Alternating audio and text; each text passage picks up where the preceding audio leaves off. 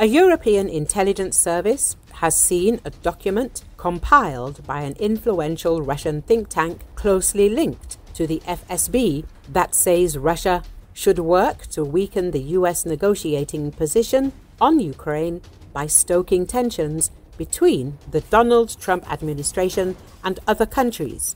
In addition, Moscow must advance its efforts to dismantle the Ukrainian state. This is reported by the Washington Post. The publication notes that the aforementioned document also rejects President Trump's previous plans to conclude a peace agreement within 100 days.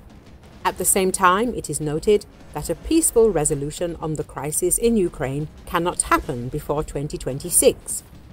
The document also rejects any plan to introduce a peacekeeping contingent in Ukraine. Moscow insists on recognition of Russia's sovereignty over the Ukrainian territories it has seized.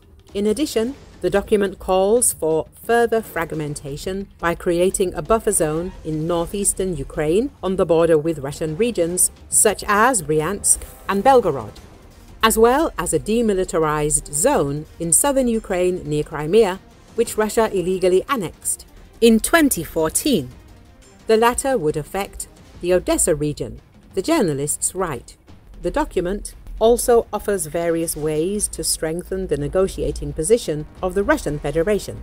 The possibility of proposing access to Russian mineral resources for the United States is mentioned. It is noteworthy that this includes resources that are located in the occupied territories of Ukraine. The document proposes that Russia agree not to deploy its Oreshnik medium-range ballistic missiles in Belarus on the border with the European Union, and in exchange, the United States would agree not to deploy new missile systems on the continent.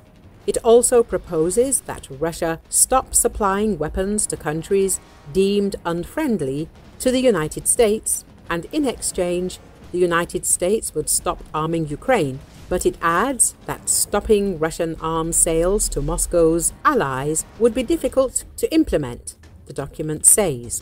The document rejects Trump's special envoy to Ukraine, Keith Kellogg's initial proposals for a peace agreement.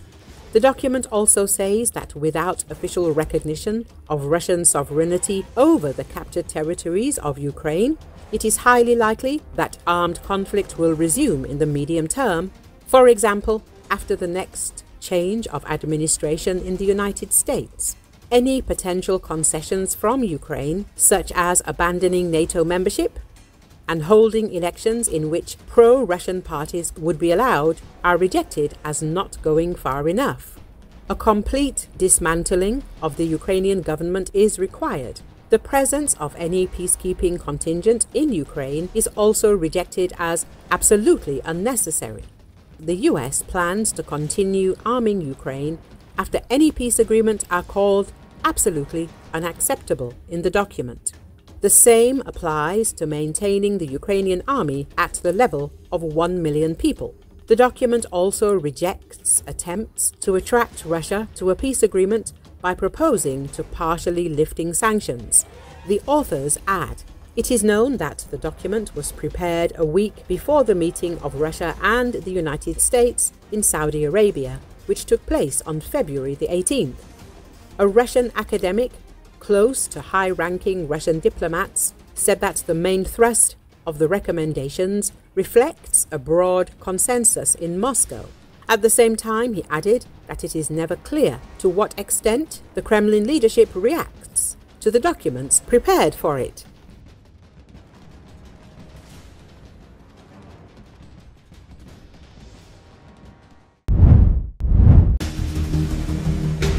Soldiers of the occupying Russian army have attempted to advance in the direction of the village of Basovka in Ukraine's Sumy region.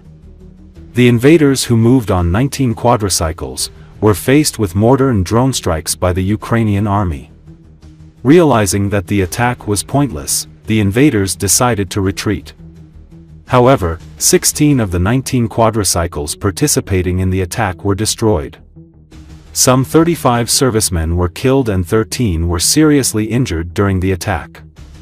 According to Ukrainian reports, Russian soldiers seeking to advance in this direction lose at least 1 to 3 quadricycles and about 10 soldiers daily.